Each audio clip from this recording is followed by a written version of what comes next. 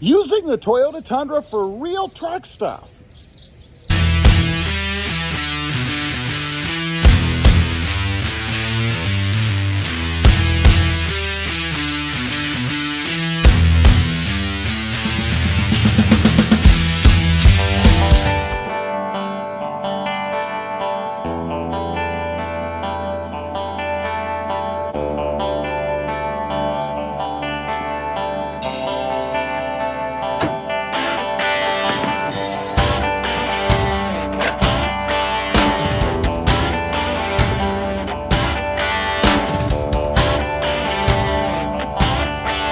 Well, good morning, everybody, and welcome back to Rob Motive FST. And that's right, today I am doing truck stuff with my new Toyota Tundra. If you look closely over the center headrest, you can see something in the bed. Now, what am I doing? Well, it's not major truck stuff, but I'm still hauling something. They are skids for the Jeep Gladiator. They're actually those that were off of my mother's Jeep Mojave because she didn't want skids. She wanted, or sliders, I should say. She wanted side steps. So we had taken those off that are in the back there and put steps on her Jeep Mojave.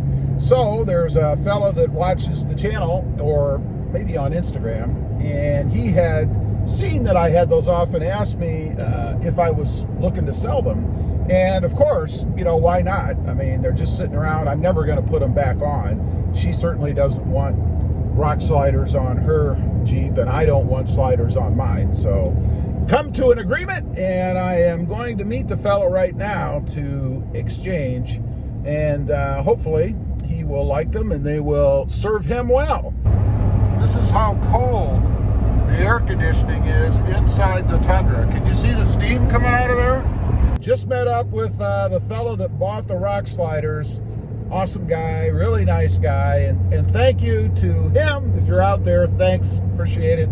But anyway, nice easy exchange. He had a Jeep Gladiator Texas edition, all black, lots of good accents and stuff that he's done to it. Pretty good looking truck.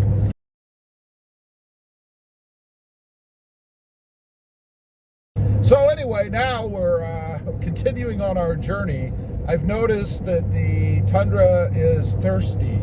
Go figure that the Tundra is thirsty, right? But it is.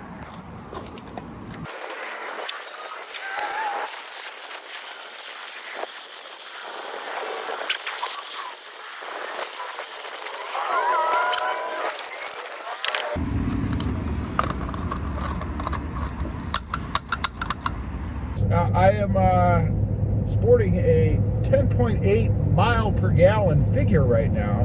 Got to admit, I caught myself this morning as I'm driving around, particularly out in the country and stuff. I was on the gas a little bit. So it's no wonder that I'm getting the kind of mileage that I'm getting. I do look forward to improve. And of course, most of the trips that I've taken in the truck since I've had it have been lower speeds, you know, just back roads, city driving, stuff like that. So I don't really expect the truck to be getting some kind of phenomenal gas mileage. And I'm not complaining. I surely knew all that when I bought the truck. This is my third one, so I know how thirsty the Tundra is. Still, love the truck. Awesome. So, on the channel, we hit 1,000 subscribers recently, which is cool. I want to thank everybody out there who has helped the channel get to 1,000. I really appreciate that. I am going to have bigger mods now coming up on the channel. As promised, I am going to cut the Tundra. A little bit of a daunting mod for me. Shouldn't be too difficult. Certainly not as scary as cutting the bed of my Tacoma for a recent video that I did.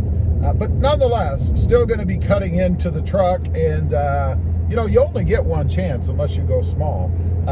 Because if you go too big, it doesn't heal. It doesn't grow back. So what that's going to be, if you hadn't seen the previous video, it's going to be the under-seat storage unit for under the rear seats there. My truck did not come with anything. It's just flat space, so I don't have anywhere to store anything in the truck right now. except for the center console, really, and the glove box. I mean, I guess I could stuff stuff under there, but that's no good. So we're going to be cutting that up so that we can put this insert in. That's going to be coming up on the channel. I do have a bunch of stuff on order. It's taken a while to get here, unfortunately, because of what's going on in the world and all the shortages and all that stuff. So, and one of the items, actually, maybe 3 of them, had to be painted.